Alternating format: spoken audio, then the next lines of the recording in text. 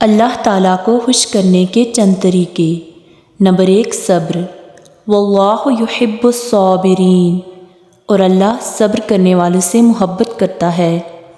دعا میں دیر ہونے پر صبر، آزمائشوں میں صبر، تنگی میں صبر، اللہ کی خاطر اپنی منپسند چیز کو چھوڑنے پر صبر، کوئی دل دکھائے تو صبر۔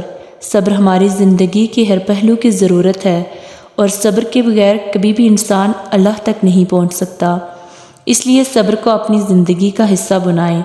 صبر وہ واحد شے ہے جو انسان کو مشکل سے مشکل تر حالات سے بھی لڑنے کی ہمت دے دیتی ہے۔ صبر آسان نہیں، تبھی تو اس کے بدلے میں ملنے والی محبت اللہ کی محبت ہے۔ نمبر 2، انصاف۔ ان اللہ یحب المقسطین، اور اللہ انصاف کرنے والوں سے محبت کرتا ہے۔ اللہ کی صفات میں سے ایک صفت العدل ہے، یعنی انصاف کرنے والا۔ اللہ بڑا انصاف پسند ہے، اور وہ انصاف پسند لوگوں کو ہی پسند کرتا ہے۔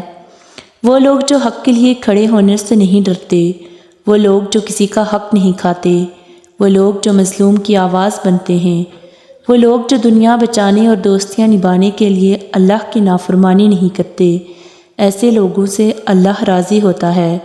زمین پر انصاف کرنے والوں پر نہ تو کبھی زمین تنگ ہوئی اور نہ ہی آسماں۔ نمبر 3، توکل۔ ان اللہ یحب المتوکلین، بے شک اللہ توکل کرنے والوں سے محبت کرتا ہے۔ اللہ الوکیل ہے، یعنی کام بنانے والا۔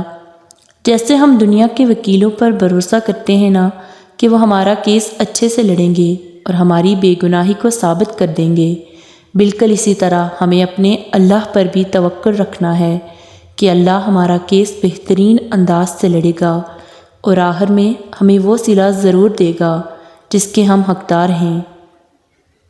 نمبر 4، نرمی۔ رسول صلی اللہ علیہ وآلہ وسلم نے فرمایا، ان اللہ رفیق یحب الرفق ویعطی علیہ ما لا یعطی علی العنف۔ اللہ تعالیٰ نرمی کرنے والا ہے، نرمی کو پسند کرتا ہے، اور نرمی پر وہ کچھ عطا فرماتا ہے جو سختی پر عطا نہیں فرماتا۔